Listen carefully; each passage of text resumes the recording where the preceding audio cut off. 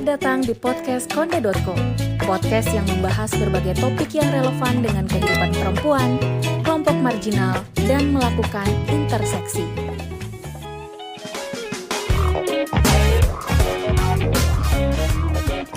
Halo Konde Velas, balik lagi di podcast Konde.co bareng aku Nurul Azizah yang kali ini kita bakal ngebahas soal kenapa sih kita mesti stop bilang not all men saat ada perempuan menceritakan pengalaman kekerasan berbasis gender yang dialaminya.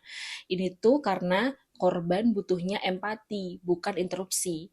Podcast ini diadaptasi dari tulisan kontributor Konde.co Ika Aryani. Bayangkan situasi saat kamu atau teman perempuanmu baru aja mengalami kasus kekerasan seksual, pelecehan atau seksisme. Tiba-tiba ada seorang laki-laki yang kamu kenal nyeletuk. Nggak semua laki-laki kayak gitu kok, atau not all men. Seolah-olah kita harus berhenti bicara dan bilang, syukurlah masih ada laki-laki baik seperti dia di dunia ini. Mungkin dia memang merasa nggak pernah melakukan kekerasan atau berlaku seksis. Tapi dengan dia bilang begitu, fokus kita bakal langsung teralihkan dari korban ke dia yang ngomong not all men itu. Laki-laki yang tanda kutip berbeda ini sering muncul di saat orang-orang sedang sibuk membahas kasus yang merugikan perempuan.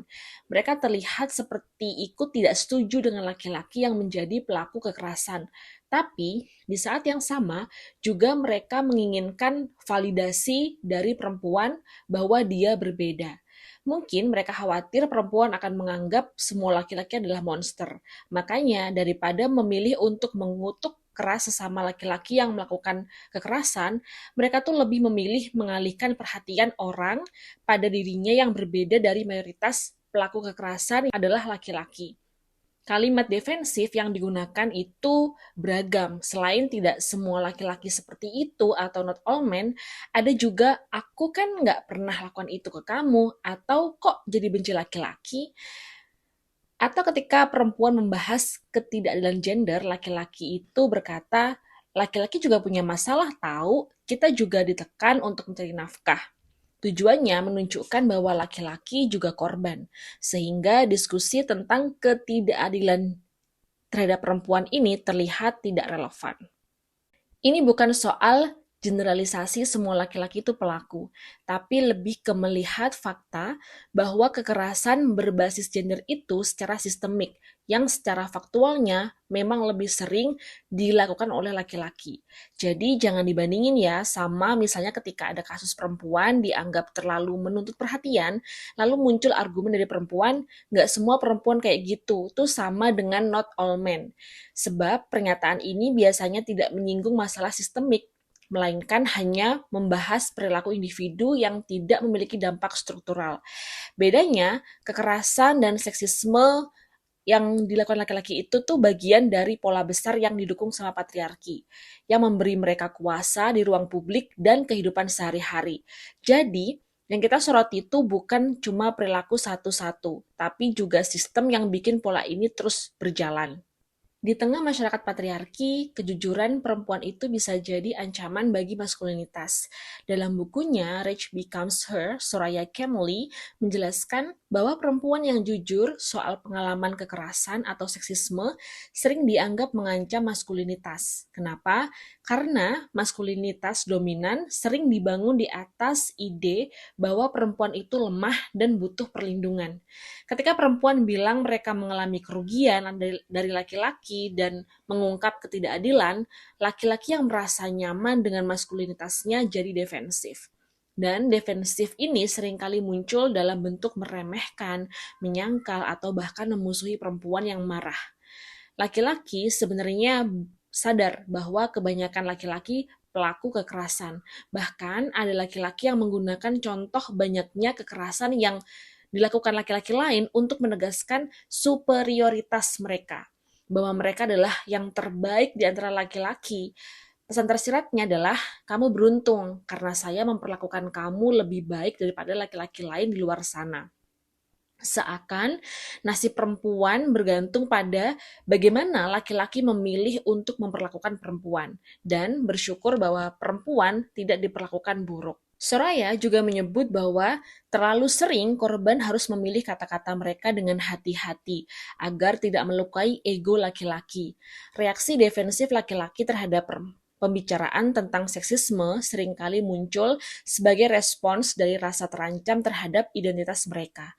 Ekspresi ini meskipun tampak spontan sebenarnya berakar pada keyakinan seksis yang sangat mendalam, yaitu keyakinan bahwa perempuan dianggap terlalu emosional, kurang cerdas, dan membutuhkan bimbingan dari laki-laki.